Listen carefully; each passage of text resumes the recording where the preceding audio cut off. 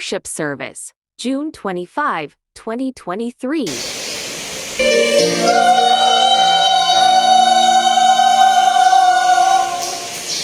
Piliin po ang Diyos sa mensahe ng awit. Tunay na ang mensahe ay papaalala sa atin na tayo ay dapat maging malakas, maging matatag, lalo sa marami natin kinakaharap o mga pagsubok, kahirapan. Tayo po ay sumagaling manalangin. Makapangaling ng Diyos, nagpupuli kami ng papasalamat sa iyong buhay na presensya, sa iyong pag-ibig na hindi nag-iiwal sa amin. Muli samahan mo kami, punuin kami ng iyong salita at patuloy na ibatama mo ang iyong pag-ibig at biyaya. Ito po ang dalangin sa pangalan ni Jesus. Amen. Nung ako po ay first year high school, ako po ay naging active po ako sa choir. After lang po ng BCS ay may nag-invite po sa akin na sumama sa choir. At halos from high school hanggang second year college na ako ay mag-design ng mag-pastor ay kasama sa choir. At kung habang ako po ay high school at umaawit sa choir, dahil siguro bata pa, hindi ko naman alam, naintindihan yung mga nota. Yung minsan, yung aming director, nagagalit na sa amin, yun pala yung pinagsasabihan. At kakas kami yung nasa basic. At ang hindi ko laging malilimutan na halos paulit-ulit yung sinasabi, take the notes. Tamahan namin dapat yung nota. And minsan ay sa pagpapractice namin, Sabado tapos Linggo ng umaga, after the worship, may time na hindi namin makuha yung kanta hanggang sa tanghali na pinalis na yung soprano, alto, tenor, alto, yung kami na iwan, silang makain na kami nagpa-practice pa rin. Hindi na kinakain na hindi namin nakukuha yung nota. Bata, after sa akin, alam mo bata pa ako. College na ako nanintindihan ko. Pag nakikita ko tumataas baba yung nota, ay hindi ko alam na hindi pala tumatama yung aking nota. Yung boses sa nota. Minsan tayo mga Kristiyano, hindi natin tinatamaan yung nota. Hindi na nagbibigay the notes. Hindi lang sa pag-awit, kundi bilang sa pagsunod sa ating Panginoon. Minsan ay kontento na tayo sa ating mga ginagawa at gawain. Lalo pagdating sa pagsunod sa Diyos.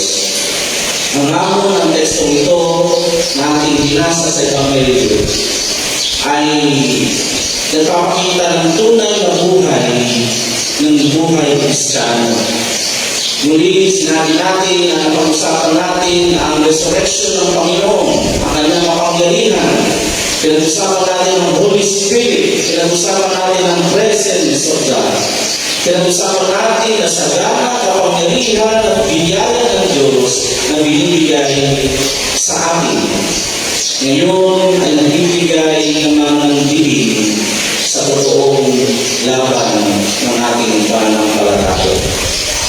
Ito yung pagsabupa sa bigmaan ng pananampalataya.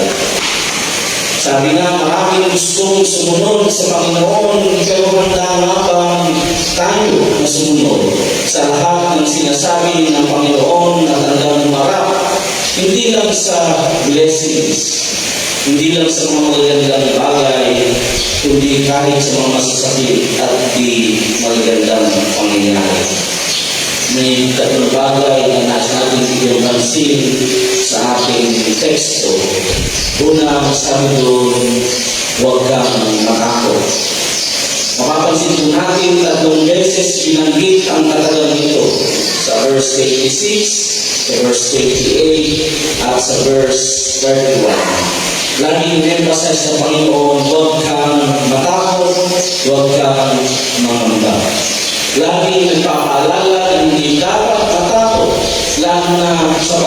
sa Panginoon at sa paglilingkod sa Kanya. Sabi, ang gospel na ito ay sinulat para sa mga Kristiyano na buhay sa era ng post-resurrection. Ibig sabihin, yung community na ang sinulatan ng gospel na ito ay nasa panahon na ang Panginoon ay nasa bakit na sa langit. Kung baga maaaring second or third generation Christians, yung community ng gospel na ito.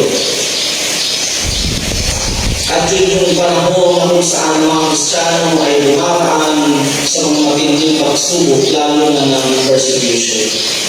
Kaya pinaalalahanan ng gospel na ito, ang mensahe ng Panginoon, nakasama niya sila.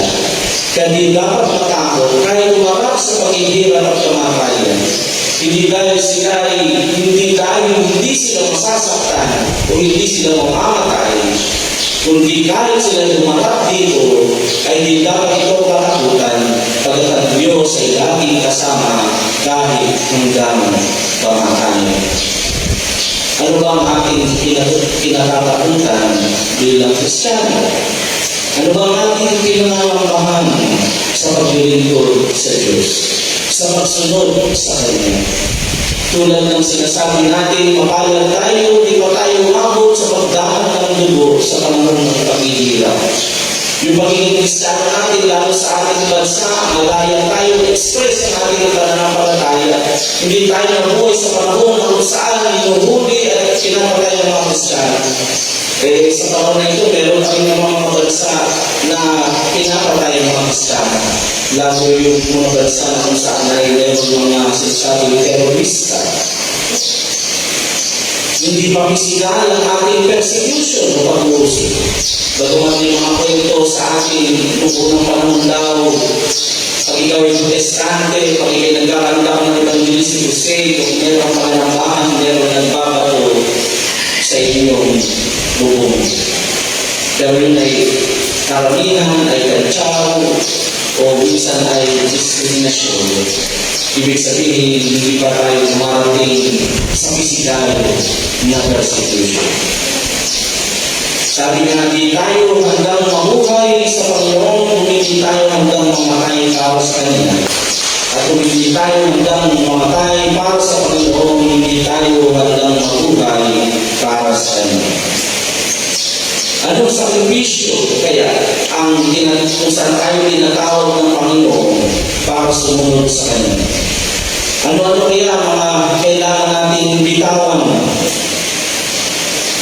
para masabi na tayo sumusunod at naglilingkod sa Panginoon? Tulad ng paalala ng Panginoon, tayo ay mahalaga sa Kanya. Kung ang ibong maya ay nabibili ng piso-piso o 20-20, ay may malasakit ang Diyos. Tayo pa kaya ang mga mangyari sa atin? Kasama natin siya. Hindi tayo iiwan ng Diyos. Kahit sa panahon na maaaring tayo nasa kulungan, nasa kadiliman, nasa panahon ng sakit, tandaan natin kasama natin ang Diyos. Na kahit tayo nagkamali, kahit tayo ay nabigo, kailanman hindi nag-iiwan ang Diyos. Kahit tayo magkasala, hindi tayo iniiwan ng Panginoon. Pangalawang bagay, maaari ang isang pinangambahan natin ay isang klase ng kapayapaan sa ating kinalalagyan. At di natin ay pagpalit o naisuko sa Panginoon. Kaya sinasabi niya, naparito ako hindi upang magbigay ng kapayapaan. Dahil tayo na ay comfortable sa ating kinalalagyan at wala namang problema sa atin. Totoo na mahirap gawin ng isang tao na nagsasabing wala naman siyang sabi. Mahirap din magalok ng pagbabago sa tao o sa komunidad kung iniisip nila na wala naman dapat baguhin. Maaaring isa din ito sa pinangahawakan natin na kinatatakutan na mawala sa atin yung image ng kapayapaan na i-enjoy natin. Maaaring inisip natin na lang yung buhay natin. May stress na ako pag ako sumama dyan, may stress na ako pag na-involve ako dyan. Madidisrupt yung ating kapayapaan, madidisrupt yung ating comfort zone. Continuation to the next video, brothers and sisters in Christ.